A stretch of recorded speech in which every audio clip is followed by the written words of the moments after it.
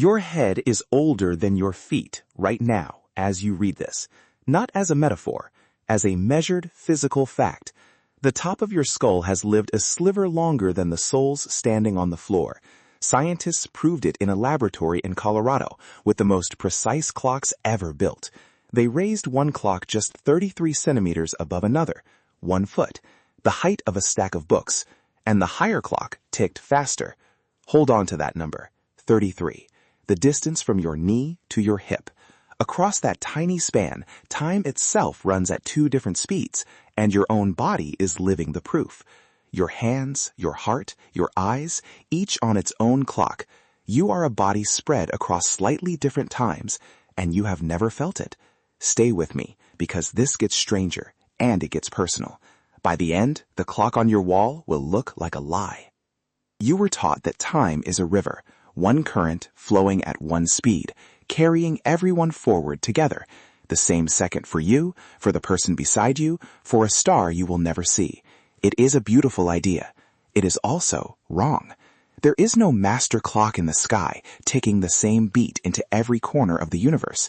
Time bends, time stretches. It slows and speeds up depending on where you are and how fast you move. The watch on your wrist and the watch on a mountaintop do not agree, and they never have. 2 people in the same room at slightly different heights are aging at slightly different rates. You have always lived inside this truth. You just lived too gently to ever notice the river splitting under your own feet. And once you see that the one river was always billions of separate streams, you cannot unsee it. In 1915, a patent clerk turned physicist looked at gravity and saw what nobody had seen. Gravity is not a force pulling you down. Gravity is the shape of space and time, bent by mass, like a weight pressing into a sheet. The earth beneath you is bending space and time right now. And here is the part that touches your body. When space bends, time bends with it. The deeper you sit in that curve, the closer to the mass, the slower your time runs. Lower means slower. Higher means faster. Your feet, pressed near the planet, sit deeper in the well than your head, so your head runs a little faster. It is not your imagination. It is geometry. The ground you stand on is quietly slowing one end of you down, while the other pulls ahead. For a long time, this was a prediction on paper, too small to ever catch in the act. Then, in 2010, a team at NIST, led by a physicist named Chow, decided to test it. They built 2 clocks out of single aluminum ions, accurate enough to lose less than a second across the age of the universe. They placed them side by side, then lifted one, just 33 centimeters, 1 foot. There it is again, the number I asked you to hold, and the higher clock ran faster, measurably, undeniably faster. The lower clock fell behind. NIST gave the result a title that says everything. Your head is older than your feet. That is not a headline I invented. It is the official name of the discovery. Over a life of 79 years, that gap adds up to about 90 billionths of a second between your head and your feet. Tiny, real, yours. The cosmos, measured inside one leg. You might think this lives only in laboratories. It does not. It lives in your pocket, in your car, in the little blue dot that knows where you are. The GPS satellites circling overhead sit in weaker gravity, where time runs faster, and they fly at tremendous speed, which slows their time down. Add both effects, and the clocks up there gain about 38 microseconds every day compared to the ground, about 45 faster from the gentler gravity, -7 from their orbital speed. It sounds like nothing, but if engineers ignored it, your maps would drift by about 10 kilometers a day. By lunch, you would be lost. Every time the dot finds you on a street, you are trusting Einstein. You already bet your life on this truth, on the road, without ever knowing its name.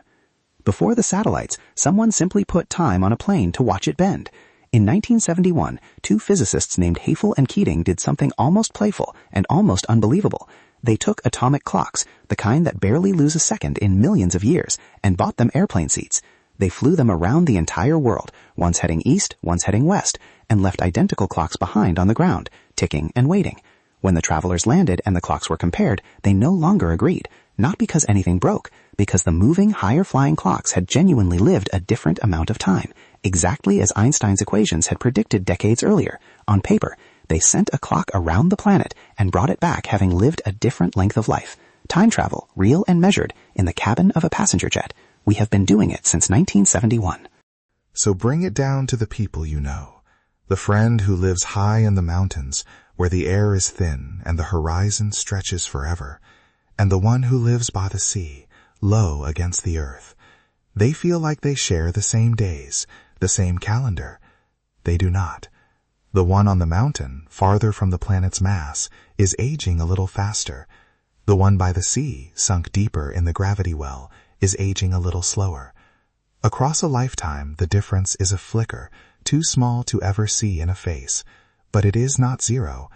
Your address is, in the most literal sense, a choice about how fast you age. And if a single foot of elevation splits time in a laboratory, ask the obvious question: what happens at the very bottom of the well? Now follow the logic down, not 33 centimeters, all the way down to the very center of the earth. The deeper you go, the more mass surrounds you, and the slower time runs.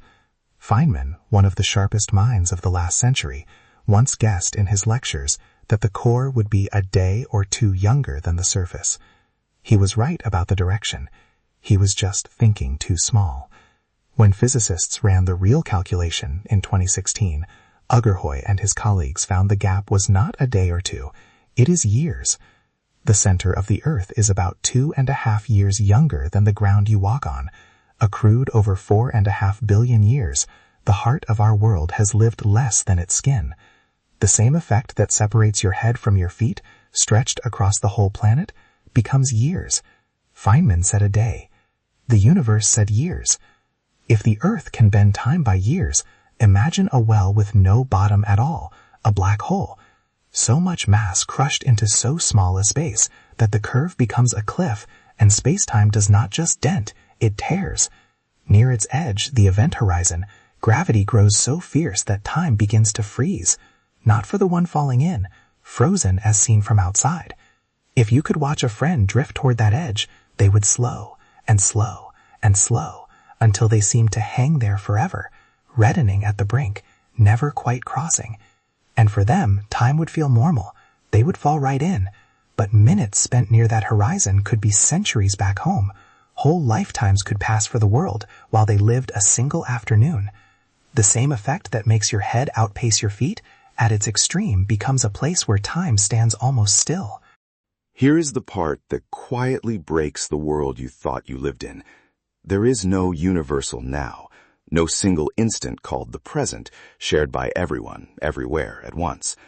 When you say, "This is happening right now," somewhere far away, you are speaking a comforting fiction, because time is local. Simultaneity, the idea that two distant things happen at the same moment, depends entirely on where you stand and how you move. Two events that look perfectly simultaneous to you can be hours apart for someone passing by, and both of you are right. There is no cosmic conductor counting the beat for all of us. The now, this very breath is happening in, belongs only to you. Everyone you love is carrying their own now, slightly out of step with yours. You are alone in your moment, and somehow also all together in the same strange truth.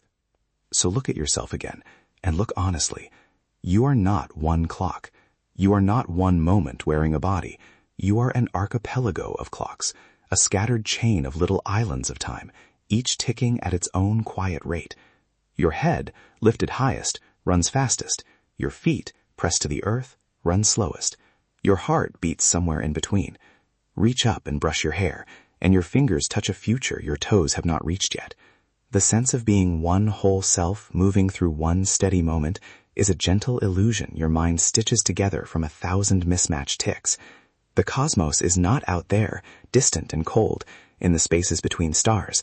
It is happening inside you, in the gap your own height carves into time. Every embrace you have ever given was two people, two archipelagos of clocks, briefly overlapping their separate times. And now, stand at the edge of what we do not yet know, because the strangest possibility is still ahead. Everything I have told you treats time as real, something that bends and pools. But some physicists are no longer sure time is fundamental at all. Carlo Rovelli, who spends his life inside these equations, suspects that where gravity meets the quantum world, time may simply vanish, that what we call time might not be a basic thread of reality, but something that emerges, the way warmth emerges from countless jostling molecules, none of which is itself hot. Maybe the universe at its root does not tick. Maybe time is something the cosmos does, not something it is. No one has walked through that door yet. This is the live edge of physics, where the experts are still standing in the dark. But the door is open, and what waits on the other side may be a universe with no time at all. Before the last truth, do something small for me. If your head really is older than your feet, if you have been an archipelago of clocks this whole time, leave a comment and tell me the moment it clicked, the moment you felt the cosmos move inside your own body. And if any of this changed how you see the ordinary day around you, subscribe to Eonz, because we go to these edges of reality together. Now, hold on to that number from the very beginning, 33 centimeters, the distance that separates your head from your feet, and one speed of time from another.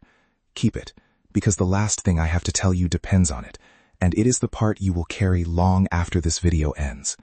So here is where it lands. Time is not a clock hanging in the sky, ticking the same second over the whole world. There is no master river. There is no shared now. There is only this, a universe where time pools in the deep places and races in the high ones, where the center of the earth is years younger than its surface, where 33 centimeters is enough to split one moment into two, and you are living inside that truth, right now, in your own skin, your head, older than your feet, your hands, reaching into a time your souls have not arrived at. You do not live inside time the way a fish lives inside water. There is no inside. There is no outside. You are made of it. You are a small, warm, breathing piece of the same bending fabric that holds the stars, and every second you are here, you are time, becoming aware of itself.